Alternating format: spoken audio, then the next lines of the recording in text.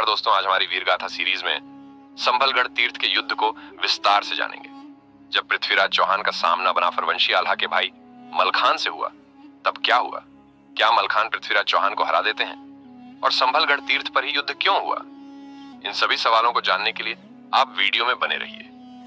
Video में आगे बढ़ने से पहले आप यदि हमारे चैनल पर पहली बार आए हैं तो चैनल को सब्सक्राइब करें। अब हम कहानी में आगे बढ़ते हैं। दिल्लीपति पृथ्वीराज चौहान ने संभल में 125 मंदिर बनवा दिए। इनमें एक भगवती दुर्गा का मंदिर भी था। इसे मनोकामना सिद्ध मंदिर भी कहा जाता था। दूर दूर से राजा और प्रजा इस मंदिर में श्रद्धा पूर्वक पूजा करने आते थे। एक मंदिर के पास सुंदर सी बगिया भी थी। प्रायः घोड़े को राजा बगिया में छोड़कर मंदिर में पूजा करने जाते थे। एक बार किसी राजा के घोड़े से माली परेशान हो गए।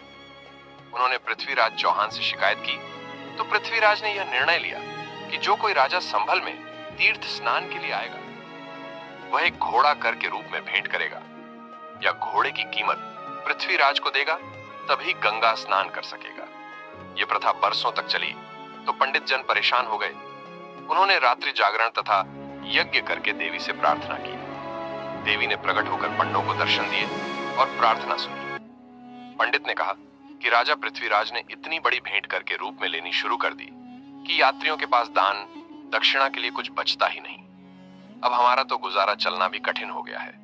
देवी ने आश्वासन दिया कि अब इस कर प्रथा को बंद करने का प्रबंध मैं कर दूं।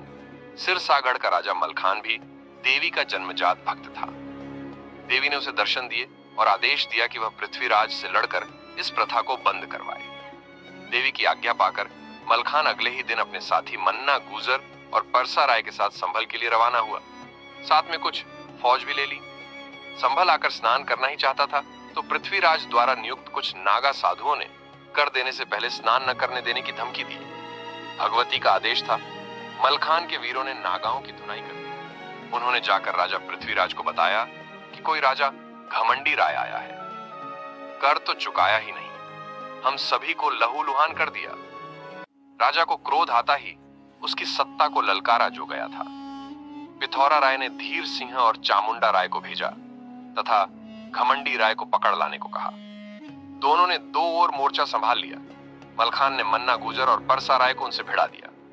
अजय जीत सिंह और विजय जीत सिंह को भी तैयार होकर अपनी फौज सहित संभल में बुला लिया। उन्होंने हाथी सजा लिए और संभल के मैदान में जा पहुंचे। फिर युद्ध होने लगा। एक ओर मन्ना गुजर, दूसरी ओर परसा राय ने मोर्चा संभाला था और बीच में स्वयं मलखान ने नेतृत्व संभाला। भीषण युद्ध हुआ। दोनों ओर से हर हर महादेव का उद्घोष हो रहा था।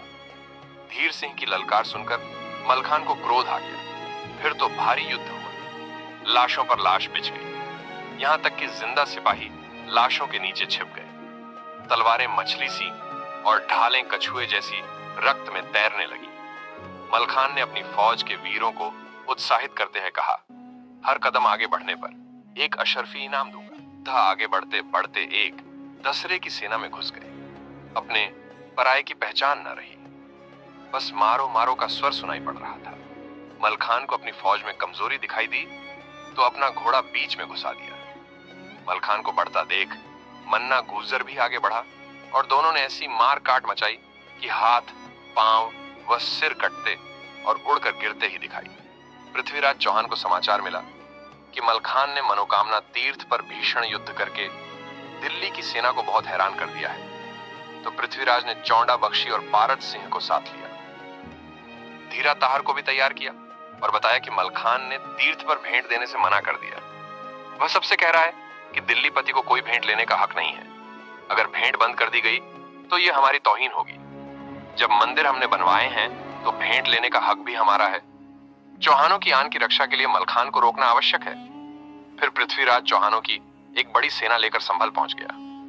दोनों सेनाएं एक दूसरे के खून की प्यासी हो गई। पृथ्वीराज ने कहा, हे बनाफरवंशी मलखान, क्यों दोनों ओर की सेनाओं को मरवा रहे हो? यह भ्रम मन से निकाल दो कि तुमसे बढ़कर कोई वीर नहीं है। तुमने इतने नागा साधुओं की हत्या कर दी है। तुम पापी हो। तुम मुझे भेंट नहीं दोगे तब तक यहां से वापस नहीं जा सकते। अगर तेरे पास देने को कुछ नहीं बचा तो अपना घोड़ा देकर जान बचाकर चले जाओ। मलखान ये बात सुनकर आग बबूला हो गया और बोला, महोबा वाले ऐसी बातें नहीं सुन सकते। हम तुम्हारे नौकर चाकर नहीं हैं जो तुम्हारी खुशामद करें। मैं पुष्य नक्षत्र में पैदा हुआ हूं। पुष्य और रोहिणी नक्षत्र में जो पैदा होते हैं विश्व उनका लोहा मानता है। चौहानों की क्या ताकत है जो मुझसे मुकाबला कर सकें।